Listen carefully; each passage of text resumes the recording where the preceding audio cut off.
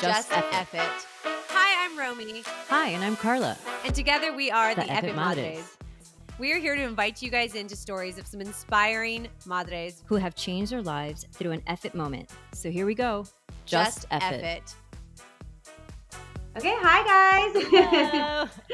Happy Monday. Happy Monday, everybody. Monday motivation, Madre Monday, coming to you from Romy and Carla. Carla, do you want to tell anybody tuning in for the first time who we are, what they're about to listen to? Yes. So if you're new here, we are the Eff It Madres. We are a podcast, a community, a platform of moms supporting moms to their Eff It moment. So it could be the Eff It moment they've already had, an Eff It moment they're going through, or they want to have. But essentially, hopefully, our goal is to help motivate other moms out there who are like wanting to have it, and hopefully these stories that they hear from these moms who are just like us, just like you, can motivate someone to just go for whatever it is that they've been wanting to do. Perfect. So Madres supporting Madres through their Eff It moment. Sí, señorita.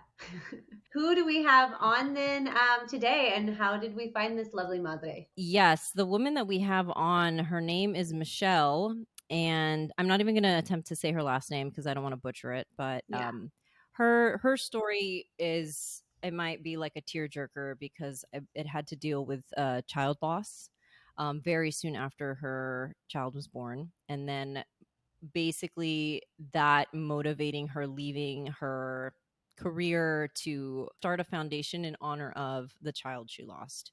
That's like that's the Cliff Notes version of her story, but she will be getting more in detail about that momentarily. So we'll be bringing her in just a second.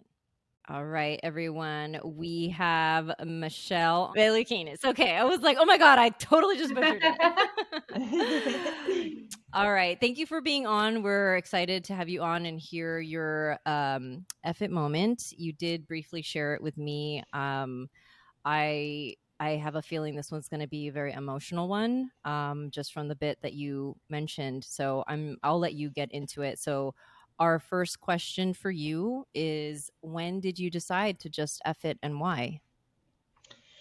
Yeah, so it was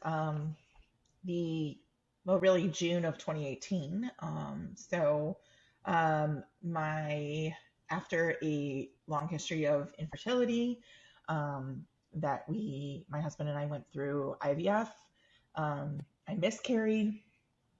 We had some failed IVFs. I got pregnant with our daughter Colette. Went through that. Somewhere when I have time, I want to write the book Where the Hell is My Glow, because pregnancy was very tough on me. And when I was 21 weeks pregnant, I was hospitalized with severe preeclampsia. And that was just from a standard OB appointment where my blood pressure was 188 over 110. So totally by surprise, totally by shock. Was in the hospital, was admitted and told I would be there until I delivered, which was months away. And so really all of a sudden my full-time job became really just being in the hospital and to, I kept calling it cook her as long as possible. A little after 3 weeks, doctors recommended delivery. So she was born 24 weeks, 5 days, emergency C-section, a really traumatic birth. And then she went straight to NICU, and she spent her very short life in NICU, 9 days, and then we lost her. And, there's a lot of, right? Like, I followed rules. I did everything. Like, I did everything by the book. I did all that stuff. And to keep having these things like the infertility and the miscarriage and all of this, kept doing this. And then to finally, lose a child, an actual, it was one thing to lose a pregnancy, which was a terrible, terrible experience. But this was like so much worse because this was even more planning, more thinking, more, expecting it. We had a name, we had an actual child, right? We could see her and we could say, look, she's got your nose and all of that.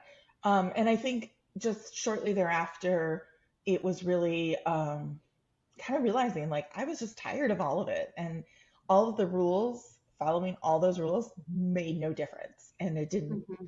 prevent anything from happening. And I think that was really just sort of like a, we're going to change things around and we're not going to conform to these rules. I honestly, I'm so sorry for your Thank you. loss. I can't even fathom the emotion and the grief that you went through. And like you said, it's almost even worse because you were able to hold her, you were able to see her, you were able to call her by her name, and then to lose her. I don't know if this is an insensitive question, so what I'm going to ask is like, how can you like continue on? Like I don't Right. know. It's such a hard, like I have a 17 months old and I'm just like, oh my god, I don't even know. Yeah. Yeah. So I totally not an insensitive question. And I would say, so this was so she died May 31st of 2018. So, it's been um 4+ years. And honestly, probably May 30th, if you would have said it to me, I probably would have said like how the same question, how do you survive? How do you do it? And the thing is, you do it because there is no other choice, right? Mm-hmm. It's getting out of bed and it's putting one foot in front of the other, and it's doing it, and it's allowing the time, and that, one day all of a sudden it becomes a little bit easier to do it. And you develop a new normal. I'm not Yeah. the same person I was before she died. Uh, and that is, that was something that was really freeing when I realized that. But it was also very freeing because it was like, this is my new normal. Yeah. And this is what I have to, you know, kind of live with and move with. And it was freeing not to be in that place where you're hoping something changes and something is different. Michelle, I feel like what you said when you said like getting back to the old, you, is that going to happen? I imagine, and just tell me if I'm wrong because I'm trying to understand this as well. Like, can you, do you ever get back to that old you, or is it a new you? Are you kind of forever changed through this? Yeah. I think I'm forever changed. And I will Yeah. say, I see it in a couple of different ways. I think um, one of the things is I would have considered myself pretty religious before Colette died. I have said, and then at first, my flippant remark was God and I aren't on speaking terms. Yeah. That has kind of remained the status quo. Mm. And it's really, I'm angry. I'm angry at a God that allowed this to happen. And, for better or for worse, that's where I'm at. And that is, really different for me. I also think I was very much a planner and if I do X, Y, and Z, then this will be the Mm. outcome. And I think that has very much changed how I am. And so, uh, there's things that used to really matter to me, right? Like, and I'm a different parent than I think I would have been. So Colette would have been our first child. We now have a 2-year-old son. And, in a way that I never would have thought, I'm the more laid back parent. And, it's things like when he is messy with food, to me, I'm like, we can clean up a mess. He's alive and he's here and he's healthy. And I think that's a very different aspect than I would take. Um, I think also, you let go of the perfect, right? I'm never going to have a perfect family photo, right? And that is just no matter what I do. And so when you have that, I think again, it's very freeing, although very sad and tragic, when you realize those things, because then you're not trying to aim for that. I think there's like such a overall theme that's the surrendering to these type of things right Mm, now. I feel like from what I'm hearing is that like you have such a value in what is important over all those little things that really right, adds to now your journey in parenthood with your child, that like maybe you weren't able to see, or like none of us are able to just kind of remember that in the moment, that it's just a right. blessing just as it is, and all Yeah, the noise and all the stuff around us. Carl and I were talking about this earlier with myself, letting go of things like that just don't matter sometimes, and being so Right. present in what does matter. And you Right. have such an awareness of that, you know, of those moments. My question would be, what did you do about it? What were the steps you took in going through this? Yeah, I mean, I think I felt my feelings, right? And that's very hard, I think, especially for women and especially for moms, right? You're supposed to sort of like, um, you know, kind of package that and put that off to the side and then focus on things. And then, when in your private time, when everything else is done, all of that, you can kind of go back to that. And I didn't, I was just very much, I felt with it, what I felt. I think I was very clear with those around me from the beginning. So Colette is still very much a part of our family. My son hears about his big sister from the time he was young. So I was saying a couple months old. He was sort of, and he still does this. He's there and he kind of stares off into space, and he looks at this, and I think he's talking to Colette. Um, I he also has done, and he has done this since his newborn photos when he was probably a week or two old.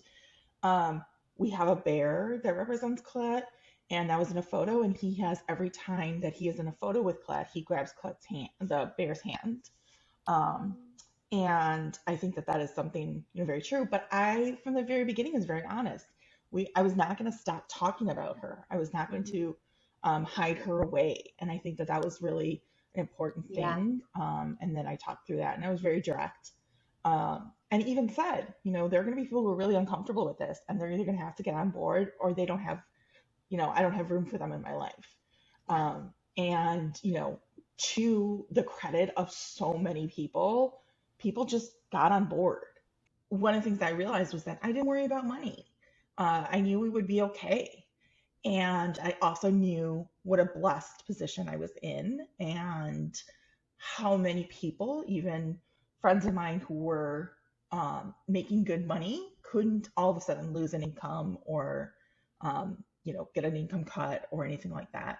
And so I said to my husband, like, we need to do something about this. And I didn't know what that meant at the time, but that was something that kind of carried me through, was that aspect. And so ultimately we started a nonprofit in her honor and her memory.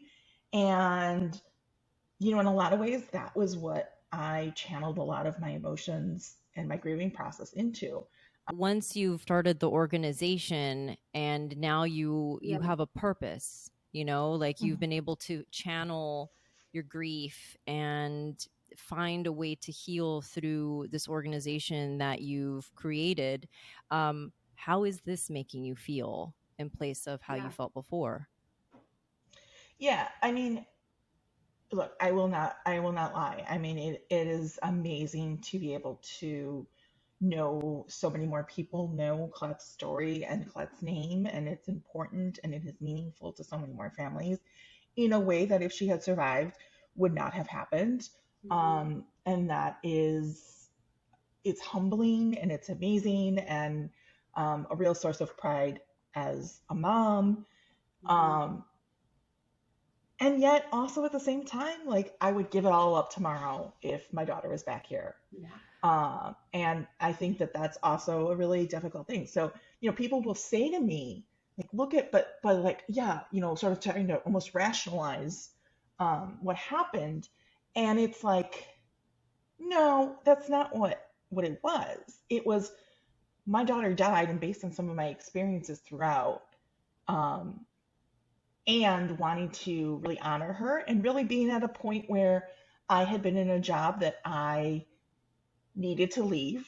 I was not supported at all during my pregnancy, and it was not the right match for me. And although I did something that was like super scary that I hadn't done, I had worked a job ever since I was 16 all the way through, was I quit my job.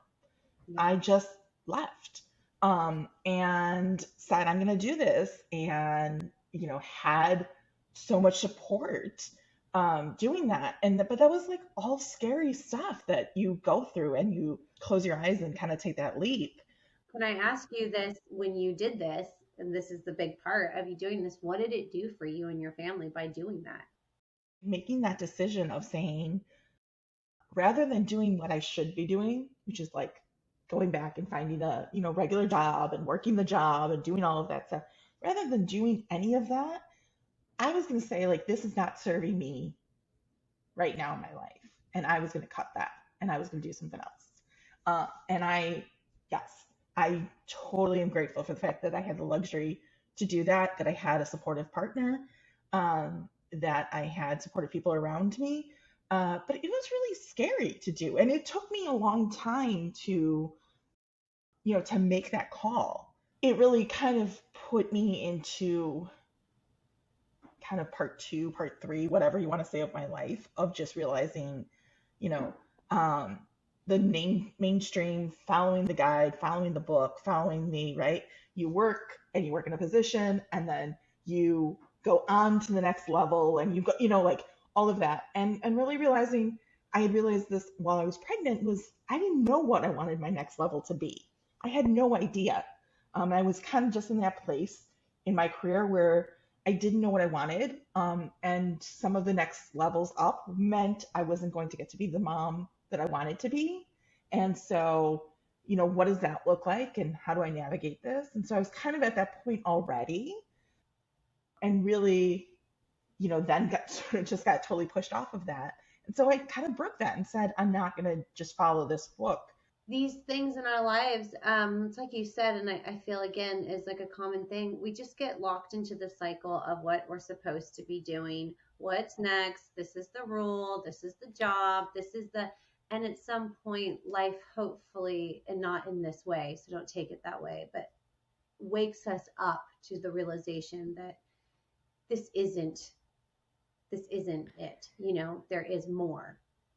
And that nothing is guaranteed. Like you can do, like you said, all the planning and be by the book, and then all of a sudden you get flipped upside down and it's just like, sorry, it's not your Yeah. destiny. That's just not it. That's something that, and I still have hard days with that, is there's no real reason why this happened. Yeah, I was over 35. So that's a slight risk factor. Yes, but that's a slight risk factor. So there's no one thing that they can say, hey, if we change this, and that would have gone differently. And that's, often what we find in, the whole kind of family planning and pregnancy and beyond, is we just don't have enough information as a society, right? And that's really sad. And it's really hard to be in that place. But that was something I did that summer. Was I ran around and I went to every doctor I could have ever imagined going to see, because I was determined to figure out what was wrong, right?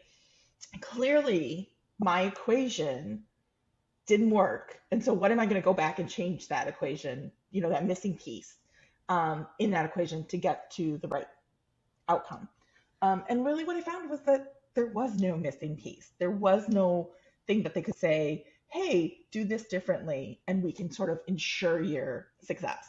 I feel like this is a really good point, though, I've been reading recently, even just like the effects of like birth control and what it does to our bodies and all the things that we're doing that are coming out. And it's been really like in my face lately about like what women are going through, like Right. what we're putting our bodies through on both ways. But I think you're right. I don't think there is enough true research, and there is no plan that any doctor can seem to give somebody that determines whether this is going to happen or not happen. And if we start opening up that true dialogue, that there isn't so much pressure and disappointment, there's honesty, we just had a woman on the show that has been working with women with infertility things and spirit readings, and it was a beautiful way to also look at it in a different way, and spirit babies and all of that, and your faith, and just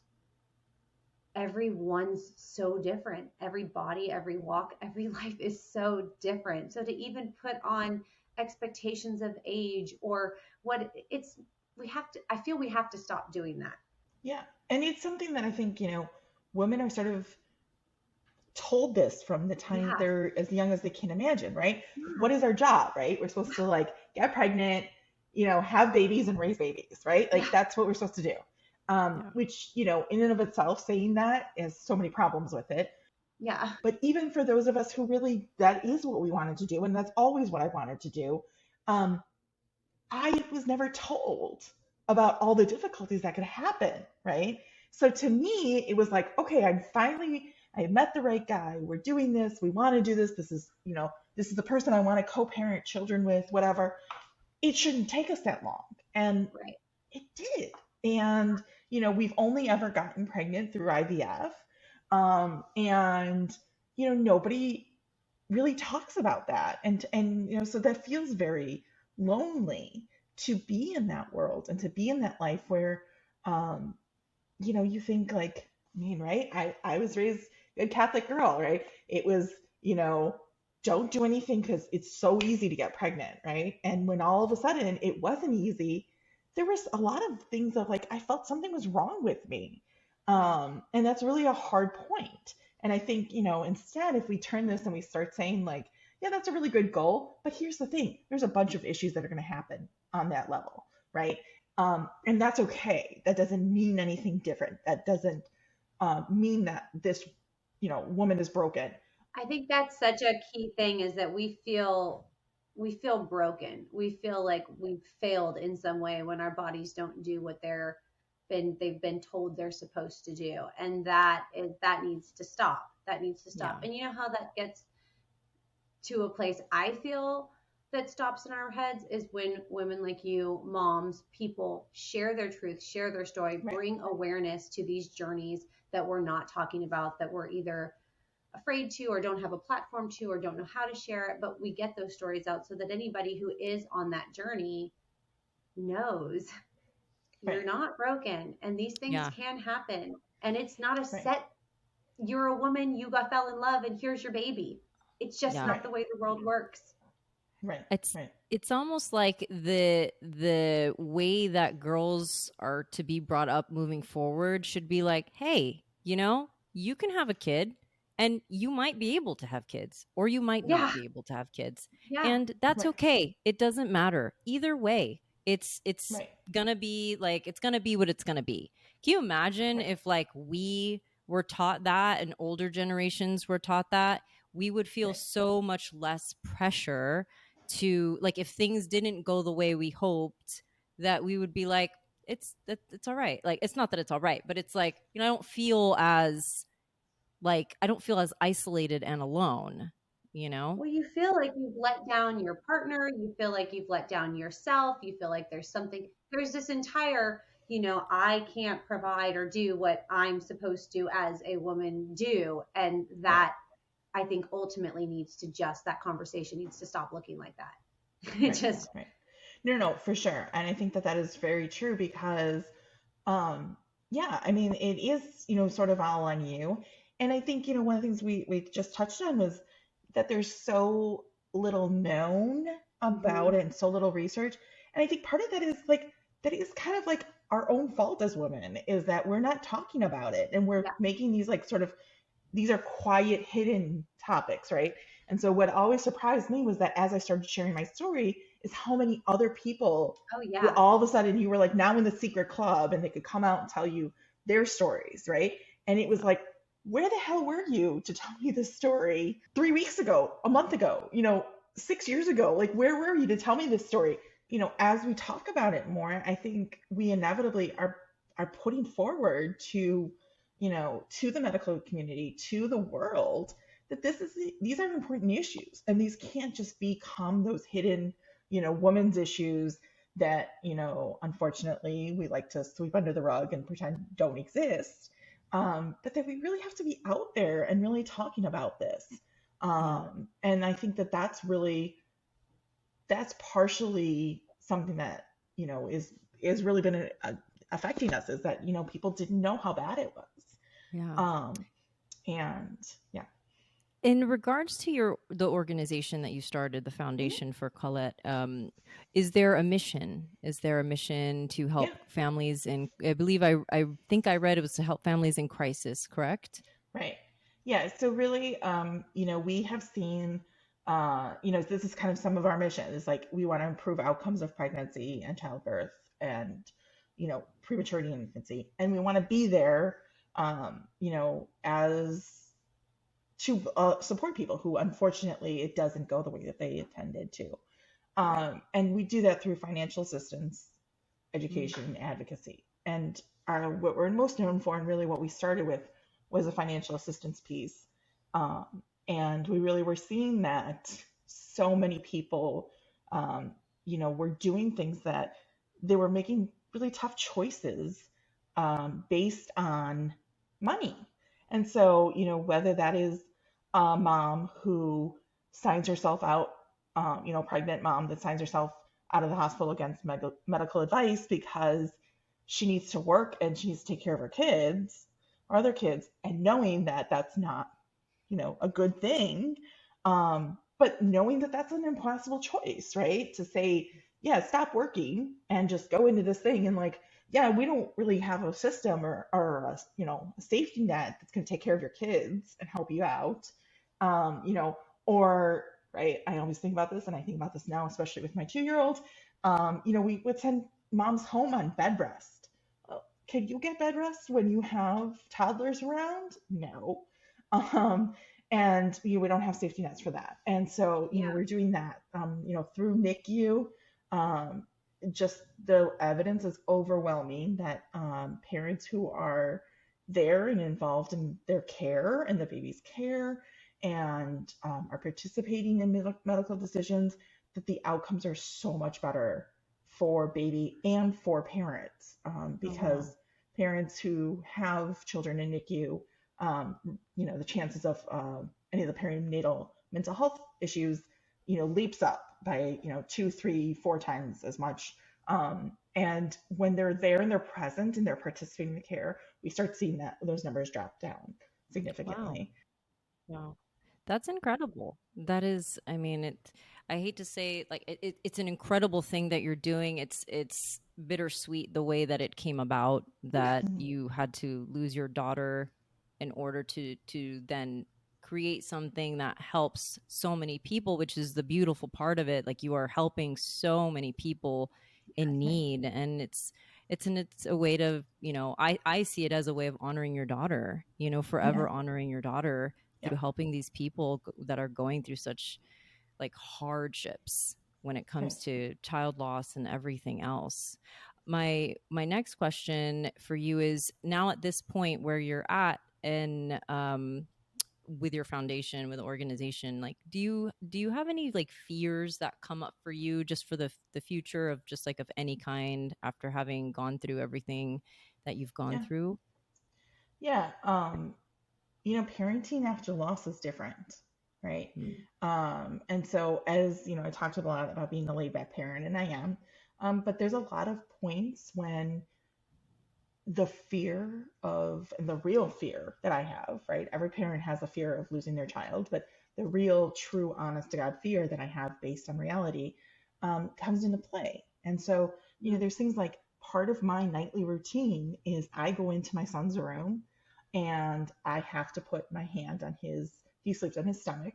And I have to put my hand on his back and I have to feel that he is breathing and that he is moving up and down. Um, that I can't go to sleep without knowing that I have done Mm. that. And that is something that, yeah, maybe I would have done at the beginning, but by now I probably would have started peeling back from that. And so that is a real fear. Mm. There are real fears of, when anything simple happens.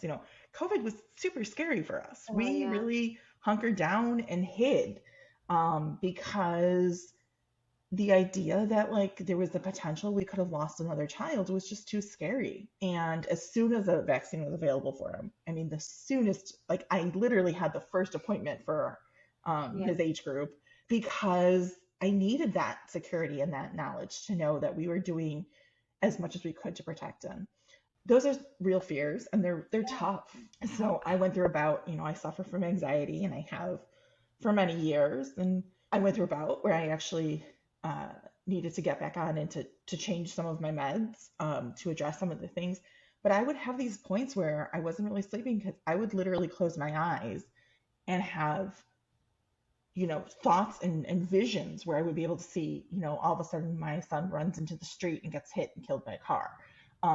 You know, and those are really scary places to be in. And so those are fears that happen and that you're trying to do while also trying to let, your child live their lives and then you're not being that parent who is, so paranoid that they're not letting their kid do anything, right? Yeah. And so it's, striking that balance. I was just going to say that's got to be a hard place to live where you've experienced essentially like the worst thing parents can experience. Mm-hmm. Right. And but you don't want to put that on your son, like Right. you want to you like keep it here, but you don't want to like prevent him from being able to like live his life and have fun. Right. That's got to be really hard to find that balance. Yeah. Yeah. The next leg to that question was how do you move forward? How you keep moving forward every day? How do you keep like saying F it and keep moving forward and stay in that Yeah. momentum?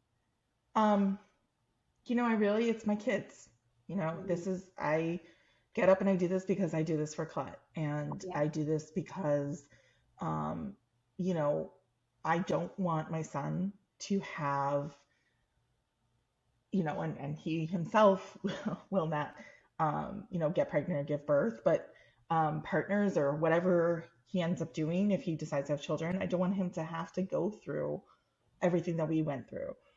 Or if he is going to go through it, I want him to do it with support. I do this because I am the mother of a daughter. And, if Colette had lived, I would have wanted to know that there was movement towards making things much safer for her, if that was what she chose to do, to have kids. And that is really what motivates me and gets me going and really pushes me forward. And then, I have an amazing supportive partner, and that really helps. Um, I have lost moms that, all of those things, right? Those fears, when you have those, like, where you feel sort of a little like, what is wrong with me? Why am I having these thoughts? That you can go reach out to somebody else who's like, I totally understand. Because let me tell you, the other day, this is the thought I had. And those kinds of things. And I think it's really just educating and talking about it. And, I cannot say enough for therapy. I cannot say enough for, all of those things that I think are really, really important tools for all of us. That would come to our final question, which would be, what is your advice that you would give a mom, a woman, a daughter who gets to this space? What is your advice for them? This sucks. And there is no other way to do it. It is a shitty club to be part of. Um, you will find amazing people, and it will always be with you. And I think it morphs, and there's a lot of the new normal, and the new normal looks very different. It's hard when I look at my son and I think, yeah, you have a sibling, but you don't have a sibling the way that I had a sibling. That's difficult. And, there's a lot of guilt that comes with that. And I think it's really just taking it one day at a time and realizing, you know, to be kind to yourself, to surround yourself with people who really get it and can have your back and can say things like, you know what, I know today sucks, and today's really tough. And who have you on their minds when it's birthdays and anniversaries and just all of those things. I think that's also really helpful. Be kind to yourself Right. through these processes. And we're really grateful that you have taken the time to come on here and share this and open the conversation and awareness for everyone. These are stories that we want and you want to get out there. So like, we really thank you.